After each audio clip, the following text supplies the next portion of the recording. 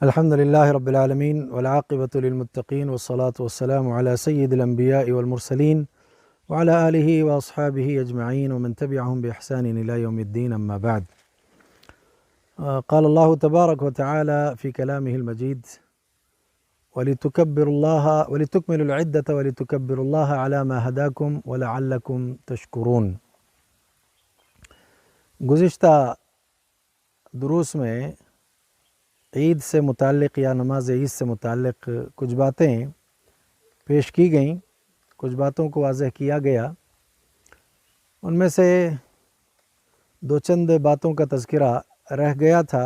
ہم نے مناسب یہ سمجھا کہ آج کے اس درس میں ان چیزوں کا تذکرہ ہو جائے تاکہ باتیں مکمل ہوں اور لوگوں کے ذہنوں میں جو کچھ اشکالات ہیں وہ بھی ختم ہو جائیں، مزید ان کے لیے آسانیاں ہوں۔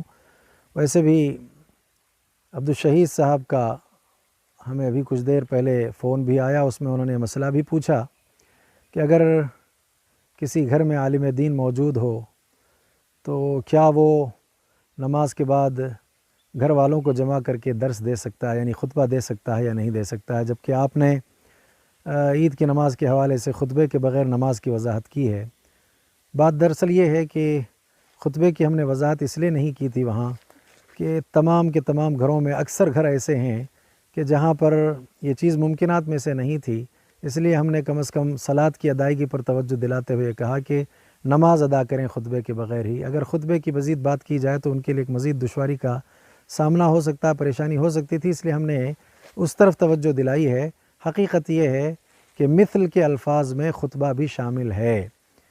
اگر کسی گھر میں عالم دین موجود ہے، کوئی اگر وہاں دیندار ہے، وہ نماز پڑھا کر کے خطبہ دینا چاہے، الحمدللہ بہت اچھی بات ہے۔ بعین ہی نماز عید جیسی نماز ادا کی جائے گی اور نماز عید کے بعد خطبہ بھی دیا جائے گا۔ قرآن مجید میں اللہ رب العالمین نے اس بات کی وضاحت کی جہاں صیام کے احکام بیان کیے، وَلِتُكْمِلُوا الْعِدَّةَ وَلِتُكَبِّرُوا اللَّهَ عَلَى مَا هَدَاكُمْ وَلَعَلَّكُمْ تَشْكُرُونَ۔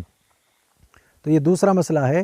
پہلا مسئلہ تو یہ ہے کہ ہر گھر میں اگر یہ ممکن نہیں ہے کہ نماز کے بعد خطبہ کوئی دے سکے تو کوئی اس میں حرج نہیں، خطبہ کے بغیر نماز ادا کر لیں، لیکن اگر عالم دین موجود ہے اور وہ خطبہ دے سکتے ہیں تو لہذا نماز کے بعد وہ خطبہ بھی دیں، یہ مناسب ہے، یہ زیادہ بہتر ہے۔ اور دوسری بات اس سلسلے میں یہ ہے کہ نماز عید جب ہم کو ادا کرنی ہے تو اس کا طریقہ کار کیا ہوگا؟ جیسے نماز عید ادا کی جاتی ہے بعین ہی، ویسے ہی نماز ہم کو ادا کرنی ہوگی۔ پہلی جو ہے رکعت میں 7 زائد تکبیرات اور دوسری رکعت میں 5 زائد تکبیرات مطلب یہ کہ کہی جائیں گی، اس طرح سے یہ نماز ادا کی جائے گی۔ بہرحال تکبیرات زوائد اس نماز میں ہوں گے۔ ایسا نہیں ہے کہ بعض لوگ یہ سمجھ لیں کہ نماز پڑھنا ہے تو صرف 2 رکعت نماز پڑھ لینی ہے، اس میں تکبیرات وغیرہ جیسے عید میں ہوتی تھی ایسے نہیں پڑھی جائیں گے، ایسا نہیں۔ جیسے عید کی نماز پڑھی جاتی تھی ویسے ہی اس نماز کو ادا کیا جائے گا۔ ساتھ ہی ساتھ یہ بھی یاد رہے کہ مسنون جو تکبیرات ہیں غروب شمس سے شروع ہو جاتی ہیں، یا غروب شمس سے جو ہے اس کا آغاز ہوگا، اور نماز عید جب تک ادا نہ کی جائے گی اس وقت تک وہ تکبیرات جاری رہیں گی۔ ظاہر بات ہے اب خطیب کے آنے تک کا مسئلہ تو ایسے ہے، روایتوں میں خطیب نظر آ گیا، خطیب آ گیا تو اس وقت تک تکبیرات کہتے رہنا ہے۔ اب وہ صورت یہاں ممکن نہیں ہے، تو گھر میں آپ کیا کریں، عید کا چاند آپ کو نظر آ جائے، عید کے چاند کے نظر آنے کے بعد تکبیرات بلند کریں۔ کب تک آپ کو جو ہے تکبیرات بلند کرنا ہے؟ جب تک کہ نماز کے لیے آپ قیام نہ کریں، نماز کے لیے آپ کھڑے نہ ہو جائیں، نماز کے لیے آپ مطلب نماز جب تک آپ ادا نہ کر لیں اس وقت تک آپ کو تکبیرات یہ کہنا ہے۔ جب نماز کے لیے آپ قیام کریں لہذا تکبیرات کو آپ ختم کر دیجئے۔ نماز مکمل ہو گئی، اس کے بعد اگر آپ کے یہاں کوئی گھر میں خطاب کرنے والا ہے تو ٹھیک، فبیہا، نہیں ہے تب تو معاملہ ختم ہے۔ اس اعتبار سے یہاں نماز عید ادا ہو جائے گی اور اللہ کا فرمان بھی یہ پورا ہو جائے گا، وَلِتُكْمِلُوا الْعِدَّةَ وَلِتُكَبِّرُوا اللَّهَ عَلَى مَا هَدَاكُمْ وَلَعَلَّكُمْ تَشْكُرُونَ۔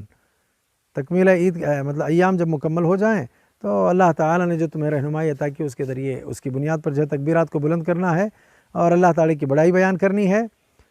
اس طرح سے اللہ تعالیٰ کا ہمیں شکر بجا لانا ہے، اس کا خاص خیال رکھا جائے۔ اسی طرح سے ایک اور مسئلہ بھی ہے، نماز عید سے قبل طاق عدد کھجوریں استعمال کرنا مسنون ہے۔ بخاری میں روایت موجود ہے، نماز عید سے قبل طاق عدد کھجوریں، گھروں میں اگر کھجوریں موجود ہیں تو لہذا ان کھجوروں کا استعمال کر لیجئے، اس بہانے سنت بھی ادا ہو جائے گی۔ ساتھ ہی ساتھ غسل کا بھی اہتمام کر لیں، یہ زیادہ بہتر ہے۔ اب مسئلہ ہمارے یہاں یہ ہے کہ نئے کپڑوں کو پہننے کا ذوق شوق زیادہ آ جائے تو ایک بڑا مسئلہ ہمارے یہاں ہوگا کہ آخری راتوں میں لوگ بازاروں کی زینت بنیں گے اور جا کر وہاں اپنا وقت صرف کریں گے۔